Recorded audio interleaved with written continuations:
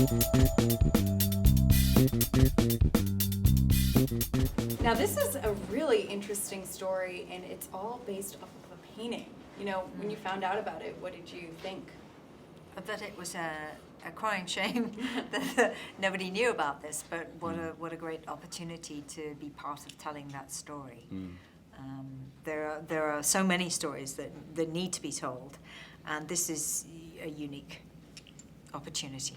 I mean, not only is it based off a painting, it's based off a whole bunch of real events. I mean, I guess the connection that she would influence Lord Mansfield is based on the painting, but it's also a true story, and this woman did really exist in history, and I think that is the most exciting part of it. Yeah, and the impact it had with the lawsuit. I mean, that's an incredible thing right there. Now, how was it, you know, playing in this time period? You've done this a couple different times.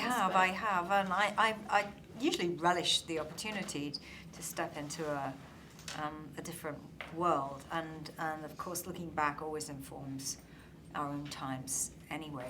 But I also love the costuming and the hair, and I know it can be difficult sometimes wearing the corsets, but it's sort of worth it to understand what the constraints of the time were.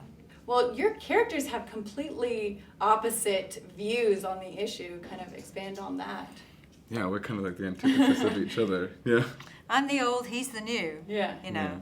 And I think everybody's viewpoint is beautifully nuanced and understandable in this film, because that's how it should be. It's not, if you pardon the expression, it's not black and white. It's all kind of shades in between, and you've got to understand the journey, how things change, how they move on incrementally. Individuals' minds get changed, and then societal moves happen, and that's all fascinating.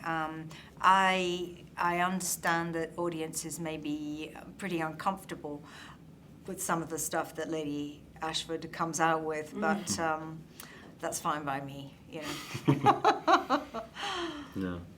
I mean, I always felt like John was more of a modern character superimposed into this world, into this period film, and he was always kind of bashing his head against a brick wall, trying to make people understand. Yeah. But that's one of the main lessons that he learns, is he has to learn how to communicate what he actually wants without kind of getting overly emotional as he does. Yeah, he's so passionate. He's very passionate, yeah, probably to a fault, but you know. So. Yeah, well, I definitely think that it's awesome because it shows the worth of an individual. Absolutely. And it speaks about that. What do you guys think about that message? That it's perennial, and that it's optimistic, and that also you come away thinking, well, change can happen. Change is possible. It's a story that's not about. It says it's not about the labels that society puts on you. It's not about what people say you are. It's who you are, and it's about being true to that part of yourself. And it's such an inspiring, true figure in history.